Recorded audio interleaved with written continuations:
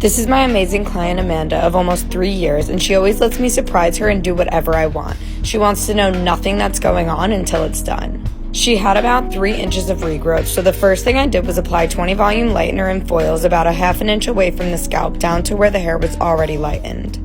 I let it sit in foils so that it can create warmth and process more evenly, and then once that's ready, I apply lightener onto the roots as well. I then used Kenra's color remover on the mid-shaft of her hair where the previous color was still pigmented and let that process for about 20 minutes.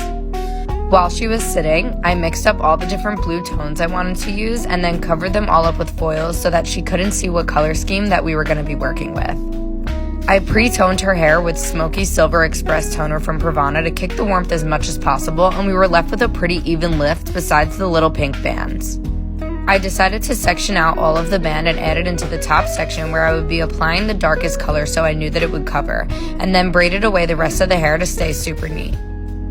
Even though I left the band in the money piece, I used it as my blending point and color and saturated it a few times to make sure that it covered.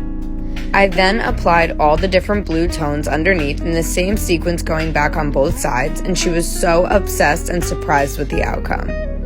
We also cut her hair a few inches before applying the blue tone so her hair was super healthy and hydrated, which helps the color take evenly. These colors just blended together so beautifully. She told me to come up with my own color technique and something I'd never seen before, which was a challenge, but I love her for trusting me so much. I'm absolutely in love with the outcome and so is she, and this process was just so much fun for me to do.